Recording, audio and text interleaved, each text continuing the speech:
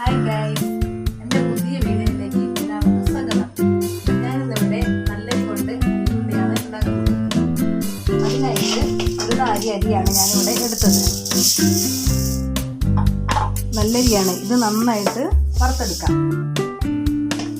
ആദ്യമായി സ്റ്റൗ കത്തിക്കുക.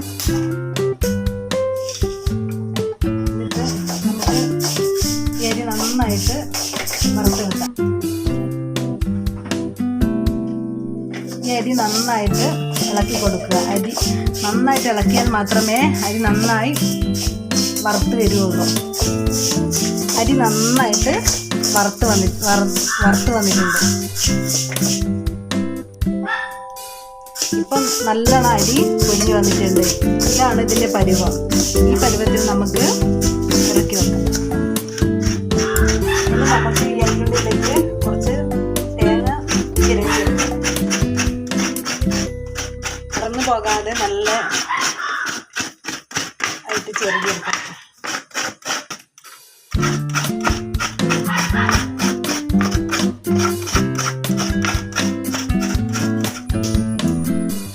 അപ്പം ഞാനിന്നിവിടെ എടുത്തത് കുറച്ച് തേങ്ങയാണ്. ഇനി നമുക്ക് ശർക്കര എടുക്കാം. ഇനി ഈ ശർക്കര ഒന്ന് ചതച്ചെടുക്കണം. അതിനായിട്ട് ഈ കല്ലിട്ടിട്ട് നമുക്ക് ചതച്ചെടുക്കാം.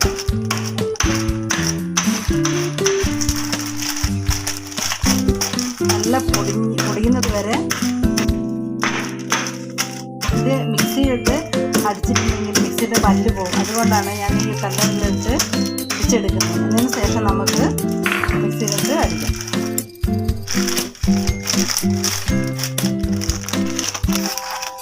ഇതിലേക്ക് കുറച്ച് ജീരകവും നമുക്ക് ചേർത്ത് കൊടുക്കാം. അല്ലെങ്കിൽ അണ്ടിപ്പരിപ്പും ടേസ്റ്റ് വേണ്ടിയിട്ട് നമുക്ക് ചേർക്കാം. ഇനി ഇതിലേക്ക് കുറച്ച് ജീരകം ചേർത്ത് കൊടുക്കാം. ജീരകവും ഏലക്കായും ചേർക്കാം. ഏലക്കയില്ലെങ്കിൽ കുഴപ്പമൊന്നുമില്ല. അതുപോലെ അണ്ടിപ്പരിപ്പ് നിർബന്ധമില്ല ഉള്ളവർ അണ്ടിപ്പരിപ്പും ചേർത്ത് കൊടുക്കാം. ഈ വറുത്ത് വെച്ച അരി നമുക്ക് മിക്സിയിലിട്ട് നന്നായിട്ട് പൊടിച്ചെടുക്കാം.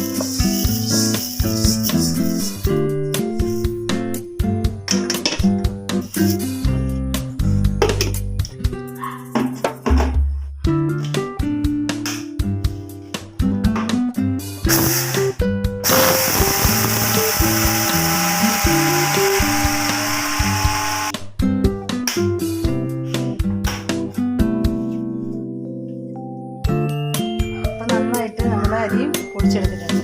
ഇത് വേറൊരു പാത്രത്തിലേക്ക് മാറ്റി വെക്കാം. അതിനുശേഷം ഈ ജീരകവും ശർക്കരയും തേങ്ങയും കൂടിയുള്ള മിക്സ് നമുക്ക് ഇതിനകത്തിട്ട് നന്നായിട്ട് പൊടിച്ചെടുക്കാം. ഇത് നന്നായിട്ട് ചതച്ചെടുക്കാം. ഈ മിക്സ് അധികം അരയാതെ ഒന്ന് ചതഞ്ഞെടുക്കാൻ മതി. അപ്പോൾ ഈ മിക്സ് ഇതുപോലെ കിട്ടും. ഇത്ര ചതഞ്ഞാൽ മതി. ചതച്ചെടുത്ത മിക്സാണ് ഒരു പാത്രത്തിലേക്ക്. മിക്സിലേക്ക് നമുക്ക് പൊടിച്ച് വെച്ച അരിപ്പൊടി ചേർത്തെടുക്കാം.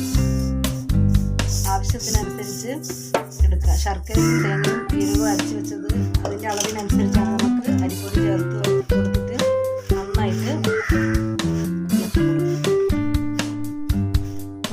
ഇളക്കി കുഴയ്ക്കുക.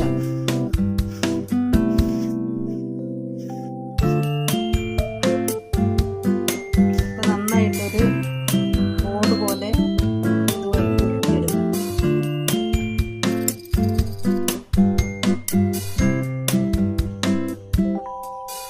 ഇപ്പം നമ്മൾ മിക്സ് ചെയ്ത് വെച്ച ഈ പൊടി ഇതുപോലെ ബോർഡ് പോലെ ആക്കി വെക്കുക. എല്ലാ മക്കൾക്കും ഇഷ്ടപ്പെടുന്നൊരു റെസിപ്പിയാണ്. എൻ്റെ മോക്ക് കൊടുത്തു നോക്കട്ടെ. മോള് സ്കൂള് വിട്ട് വന്നിട്ടുണ്ട്. ഇവിടെ അടുക്കളയിൽ തന്നെ റെഡിയായി നിൽക്കുന്നുണ്ട്. ഇത് മോക്ക് കഴിക്കാൻ നോക്കുകയാണ്. എങ്ങനെയുണ്ട് അർച്ചന?